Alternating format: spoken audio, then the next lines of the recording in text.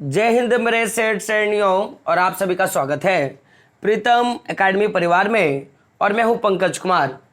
तो जैसा कि आपको पता होगा कि हिस्ट्री का वीडियो चल ही रहा था, साथ ही साथ में हम लोग ज्योग्राफी का भी सेशन जो है लेना शुरू कर दिए थे। तो आज हम लोग बात करेंगे ज्योग्राफी के चैप्टर 2 पे, और वो चैप्टर क्या है, वन एवं वन्यजीव संसाधन।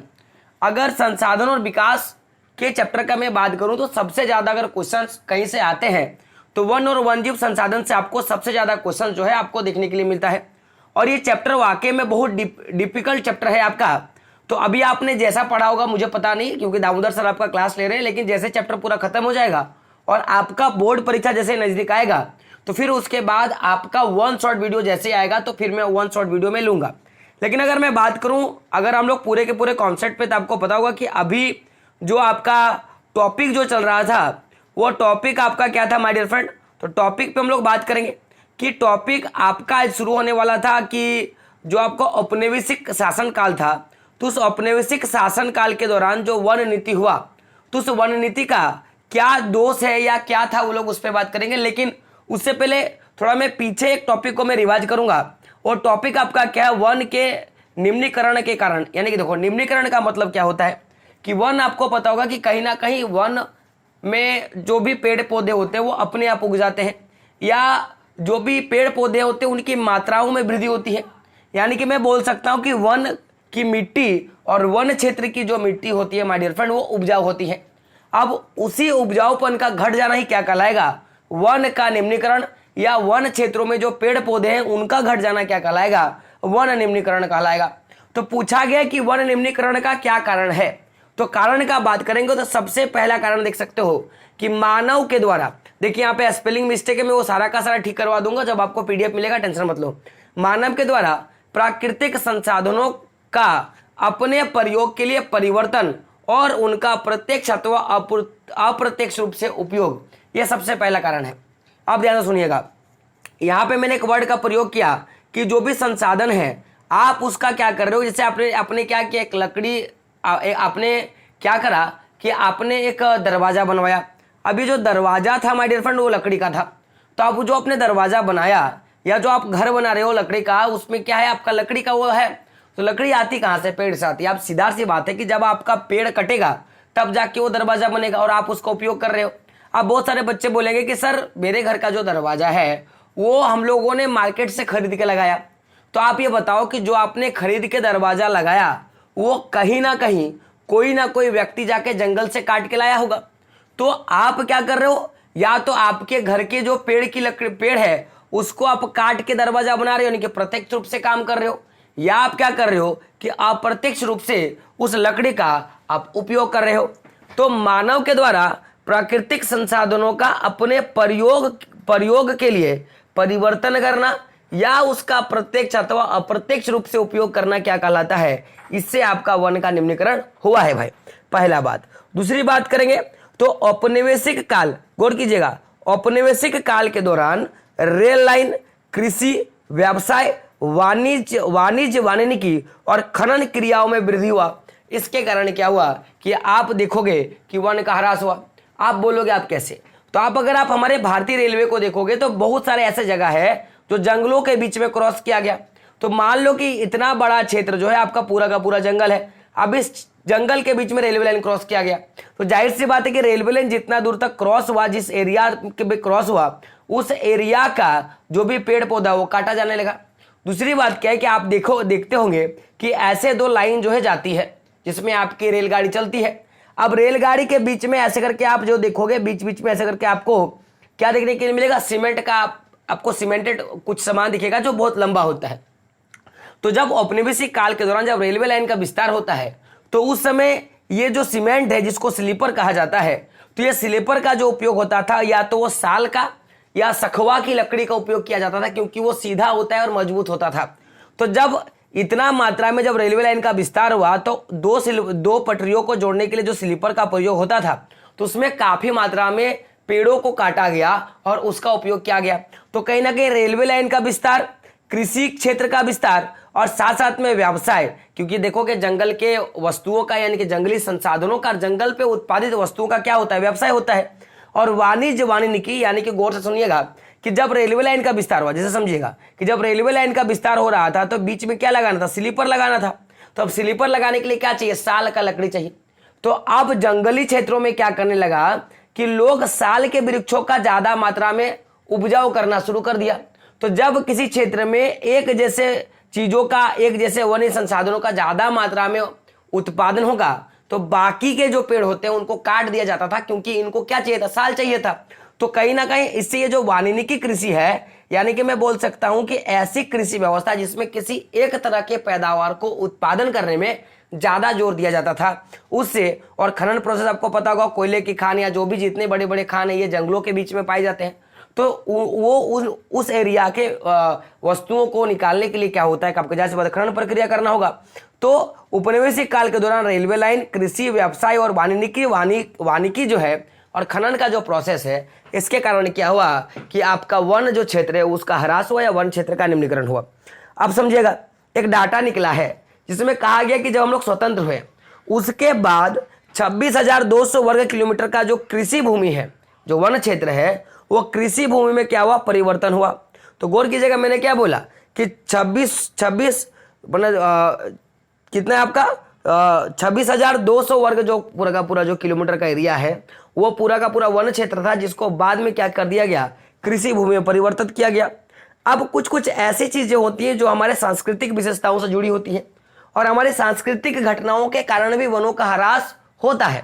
आप समझिएगा, जैसे अगर आप देखोगे तो अगर आप पूर्वोत्तर इलाकों चल जाओगे, यानी कि जो असम साइड का इलाका आप चल जाओगे, तो पूर्वोत्तर जनजातीय क्षेत्रों में और जो हमारा मध्य भारत का जो क्षेत्र है, इन क्षेत्रों में एक प्राचीन पद्धति चली आ रही है कृषि का। वो प्राचीन पद्धति क्या है, झूम की खेती, आपको पता होगा। और ये झूम के खेती के कारण भी जंगलों का ह्रास होता है। अब आप बोलोगे सर कि ये झूम का खेती है क्या, तो होता क्या है कि समझिएगा कि ये जो जनजातीय क्षेत्र के लोग हैं, यानी कि जो भी पूर्वोत्तर जनजातीय क्षेत्र और मध्य भारत का जो भी जनजातीय क्षेत्र के लोग हैं, ये लोग क्या करते हैं कि जंगल के एक क्षेत्र की लकड़ियों को काटते हैं, यानी कि उस वाले क्षेत्र को साफ करते हैं। अब अगर इस वाले क्षेत्र पे कोई पेड़ आएगा, कुछ भी आएगा, तो उसको काट दिया जाएगा और काटने के बाद क्या कर दिया, उस क्षेत्र के कटे हुए लोगों को जला दिया जाता है। अब मान लो इसको जला दिया गया तो इस क्षेत्र का तो लकड़ी जल के खत्म हुआ, इस क्षेत्र के पेड़ पौधे जल के खत्म हो गए। लेकिन अब ये आग ऐसा भी हो सकता है कि यह आग आगे फैलकर जंगल में आगे भी लग सकता था। तो कहीं ना कहीं ये इस पद्धति के कारण भी क्या हुआ कि जंगलों की कटाई की गई, क्योंकि जब इतने बड़े क्षेत्रों का उपयोग 3 से 4 साल के लिए किया और फिर से क्या करते कि इससे आगे वाले क्षेत्र पे फिर कृषि होता और फिर इनसे 4-5 साल का कृषि करते, फिर अगले वाले जमीन पे जाके करते, फिर सेम पद्धति लगाते। तो इससे क्या हुआ, लगातार 5-6 सालों के बीच में जंगलों का ह्रास होना शुरू हुआ। तो ये जो पूर्वोत्तर जनजातीय क्षेत्रों में और जो मध्य भारतीय जो क्षेत्र है, इसमें झूम खेती के कारण क्या हुआ है, कहीं ना कहीं जंगल का ह्रास हुआ है या जंगल का निम्नीकरण हुआ है। फिर एक आपका क्या आता है, वन संसाधनों की बर्बादी। अब हम लोग क्या करते हैं कि मान लो कि जैसा अक्सर आप देखोगे कि मान लो कि आपके पास एक कुल्हाड़ी है और कुल्हाड़ी का आपको क्या लगाना है, एक देखोगे कुल्हाड़ी में एगो लकड़ी, ऐसे कर लकड़ी दिया रहता है और उस लकड़ी पे के कुल्हाड़ी जो होता है आपका जॉइंट होता है। जैसे आप गौर करना, ये आपका कुल्हाड़ी होगा जिससे वो कटता है। अब कुल्हाड़ी पे क्या होता है, ऐसा करके बांस का या किसी लकड़ी का कोई आपको लकड़ी देना पड़ता है जिससे जॉइंटेड होता है। अब आदमी को चाहिए एक हाथ का, अब आदमी क्या करता है कि पूरा का पूरा पेड़ काट के लेके आ जाता है। तो कहीं ना कहीं ये जो हम लोग संसाधन का बर्बाद करते हैं। दूसरा बात क्या करते हैं कि हम लोग जो पशुओं को जहां मन तहां चरा देते हैं।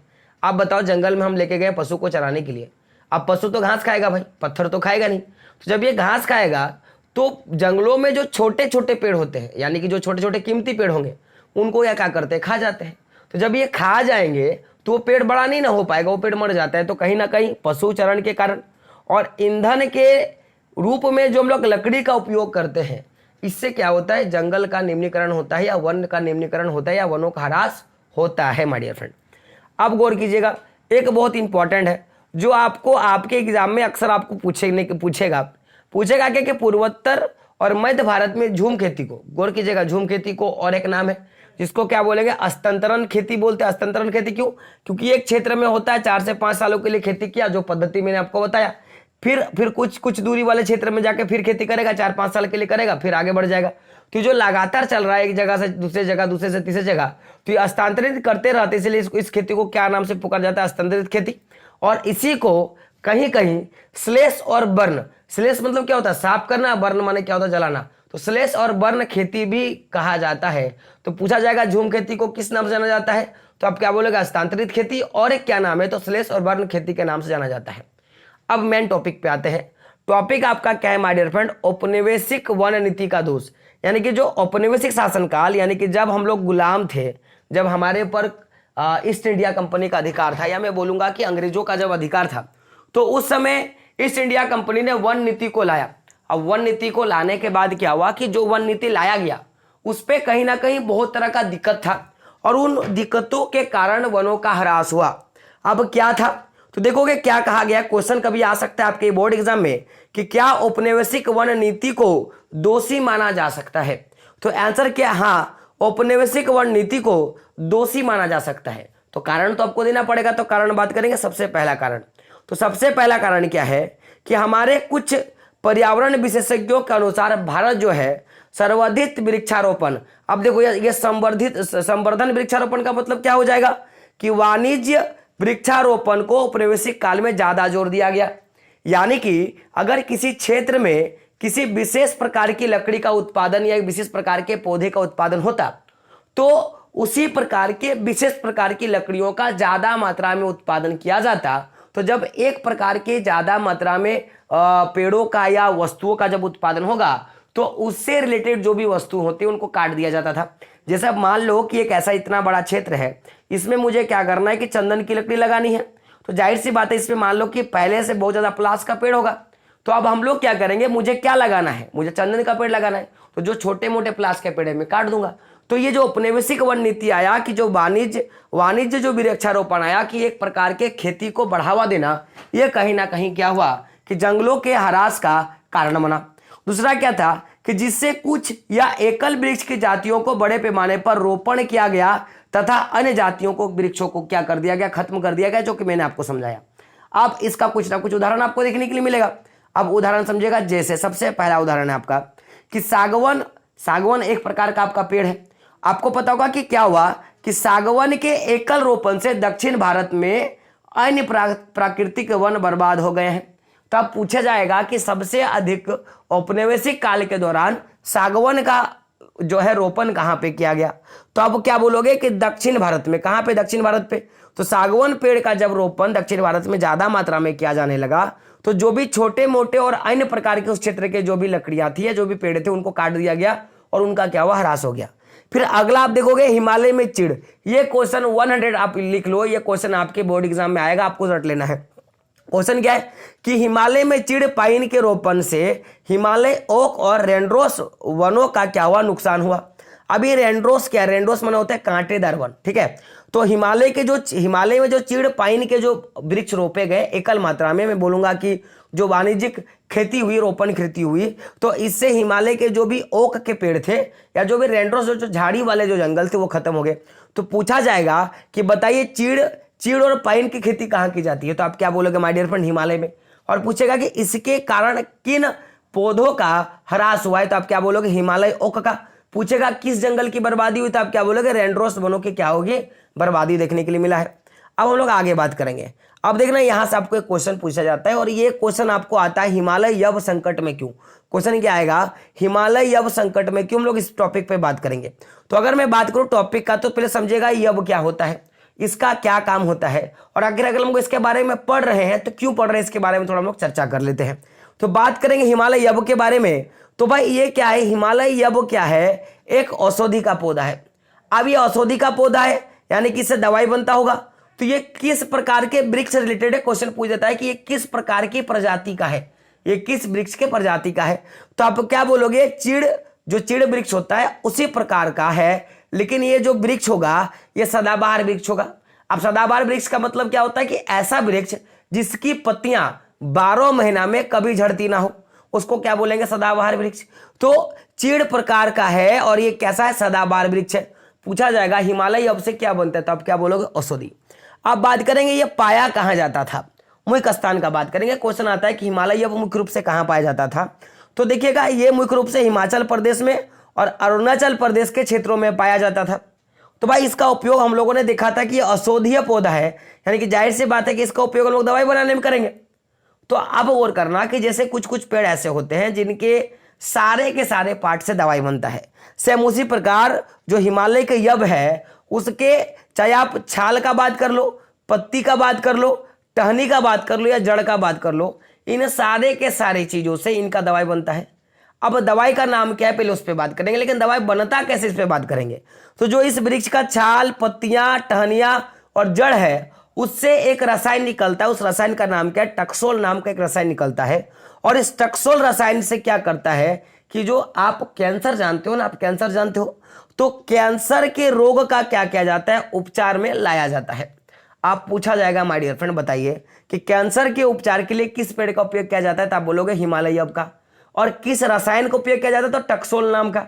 पूछेगा हिमालय अब के पेड़ के किन भागों से टक्सोल नामक रस निकलता है, तो आप क्या बोलोगे, सभी। तो अब बात करना कि जब कैंसर का उपचार होगा तो जाहिर सी बात है कि ज्यादा मात्रा में इसका डिमांड होगा। तो ज्यादा मात्रा में जब डिमांड है तो इसका उपयोग भी ज्यादा मात्रा में होगा, क्योंकि कहा गया है कि जब किसी वस्तु का मांग ज्यादा होता है तो जाहिर सी बात है कि उसका कमी भी ज्यादा होता है, क्योंकि खपत बढ़ जाता है। तो इसका मांग क्या है, बहुत ज्यादा है, तो इसका खपत होने लगा। अब देखिएगा सबसे अच्छा क्या है, गौर समझिएगा कि इससे बनाई गई दवाई विश्व में सबसे अधिक बिकने वाली कैंसर की औषधि है। तो यहां से भी एक क्वेश्चन आपका बन जाएगा कि किस पेड़ से बनाई गई औषधि विश्व में सबसे अधिक बिकने वाली कैंसर की औषधि है, तो आप क्या बोलोगे, हिमालय। अब कौन सा रसायन है, तो टक्सोल रसायन है। अब देखिए संकट का कारण क्या है, तो इसके अत्यधिक निष्कासन से इस वनस्पति को खतरा पैदा हुआ है भाई। तो निष्कासन का मतलब इसका उपयोग ज्यादा मात्रा में कैंसर की दवाई बनाने से क्या हुआ, इसका उपयोग बढ़ा, और जब उपयोग बढ़ा तो जाहिर सी बात है ये खतरे में आना शुरू हो गया। अब हम लोग बात करेंगे आगे। अब अगला टॉपिक आपका क्या है, भारत में जैव विविधता को कम करने वाले कारक। अब वो थोड़ा बात करते हैं जैव विविधता क्या है। तो देखो एक हमारे यहाँ अगर आप गौर करोगे तो भारत में अगर आप पेड़ बात करोगे तो पेड़ों के लाखों प्रजाति हैं। आप अगर मछली बात करोगे तो मछली के लाखों प्रजाति हैं। आप अगर मुर्गी का बात करोगे तो मुर्गी का लाखों प्रजाति है। तो यही क्या है, विविधता, यानी कि जीवों के अलग अलग किस्म, नस्ल, रंग, रूप जो आपको देखने के लिए मिलेगा, यही आपकी क्या है, विविधता। और जैव विविधता का मतलब क्या है कि सजीवों में जो अलग अलग प्रकार के जो बनावट है, जो कार्य करने की क्षमता है, उसको क्या बोलेंगे लोग, जैव विविधता। तो कहा जा रहा है कि भारत में जैव विविधता को कम करने वाले कारक कौन कौन से हैं। तो अगर मैं बात करूं भारत में जैव विविधता को कम करने वाले कारक में जो सबसे पहला जो स्थान आता है वो क्या है, वन्य जीवों के आवास का विनाश। अब विनाश का कारण मैंने देखा कि भाई जब रेलवे लाइन का विस्तार हुआ औपनिवेशिक काल में, जब कृषि भूमि का विस्तार हुआ औपनिवेशिक काल में, जब हम लोगों ने देखा कि खनन प्रक्रिया हुआ उसके कारण, क्योंकि आप आगे पढ़ोगे जब खनन प्रक्रिया होता है तो वो एक जंगली वाले क्षेत्र था, आप पढ़ोगे आगे जाके, जिसमें हाथियों का बसेरा था।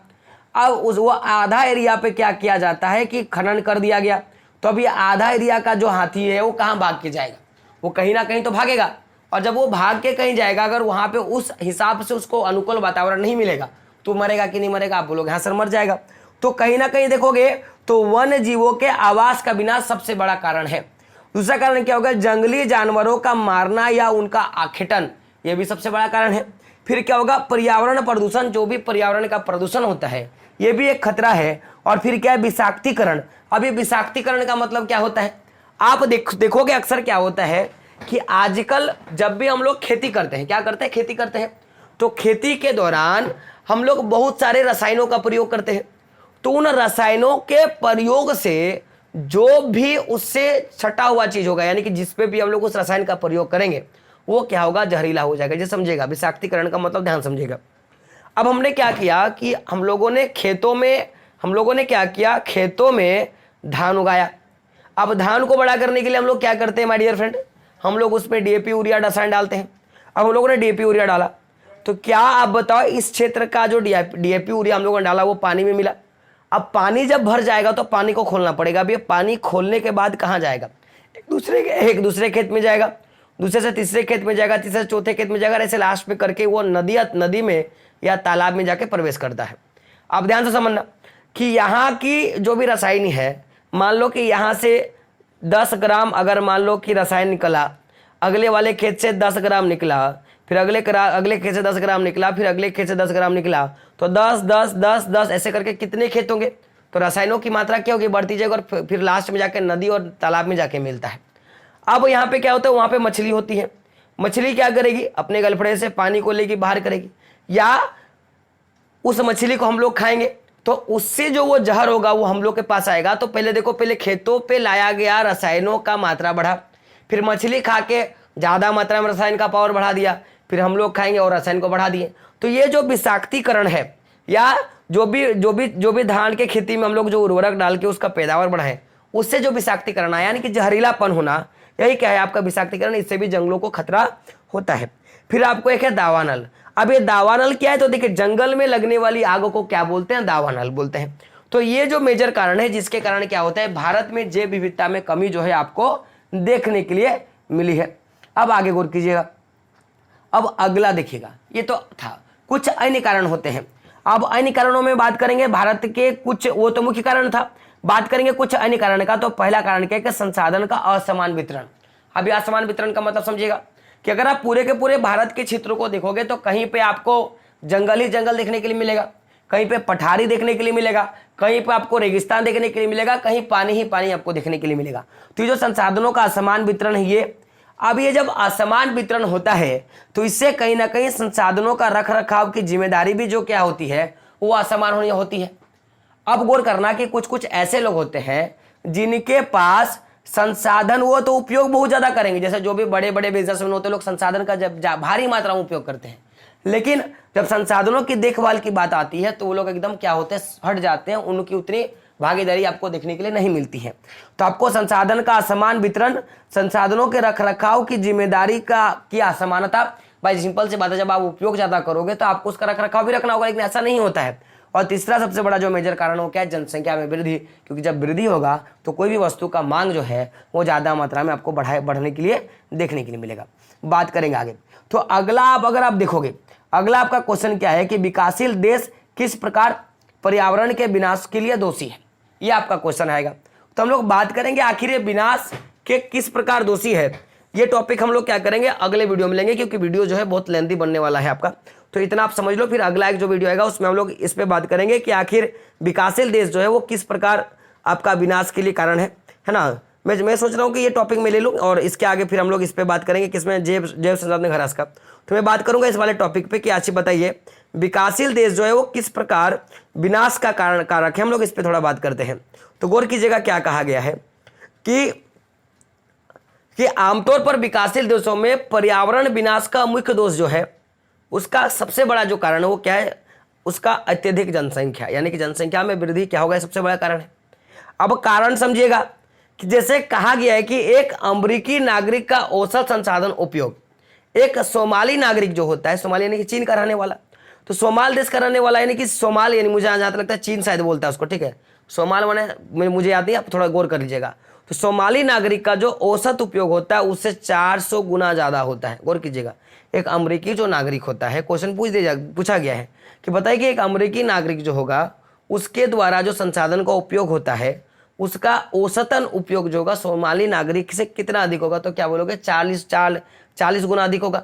यानी कि मैं बोल सकता हूं कि भारत के 5% धनी जो लोग होते हैं, गौर कीजिएगा, भारत के जो 5% धनी लोग होते हैं वो क्या करते हैं कि 25% गरीबों की तुलना में संसाधनों का उपयोग ज़्यादा करते हैं। यानी कि अगर मान लिया जाए, अगर किसी क्षेत्र में अगर 30 लोग रहते हैं और 30 में से अगर 5 धनी लोग हैं और 25 क्या है आपके गरीब लोग हैं, तो ये जो 25 लोग जो संसाधनों का उपयोग करेगा वो अकेला ये 5 लोग क्या करेंगे, इसका उपयोग कर लेंगे। तो ये भी एक बहुत बड़ा कारण है। और साथ ही मैं बात करूंगा, साथ ही इन 5% लोगों की पर्यावरण का जो रखरखाव की जिम्मेदारी जो होता है वो एकदम नहीं होता है। और इसी कारण से मैं बोलूँगा कि विकासशील जो देश होता है वो ज़्यादा मात्रा में संसाधनों का उपयोग करता है। अब बात करेंगे अगला क्वेश्चन पे। तो अगला क्वेश्चन हम लोग पक्का मैं बोलूँगा, ये टॉपिक में कर लूँगा जो कि आपको देखने के लिए मिलेगा। तो वीडियो कैसा लगा कमेंट बॉक्स में बताना है, साथ में चैनल पर नहीं करना, चैनल को सब्सक्राइब करना है और बेल का आइकन क्या करना है, जरूर प्रेस कर देना है माय डियर फ्रेंड। सबसे पता है खराब क्या लगता है कि मैं आप लोगों के लिए मेहनत करता हूँ, पूरी टीम आपके लिए मेहनत करती है, लेकिन जब सब्सक्राइब करने की बात होती है तो आप तो कर देती हो, लेकिन आप सब्सक्राइब करवाते नहीं हो, सबसे बड़ी खराब वाली बात होती है यार। जब आपको कॉन्सेप्ट और आपको जो कंटेंट आपको इतना अच्छा मिल रहा है तो अपने दोस्तों को भी लाओ, सबसे बड़ी चीज़।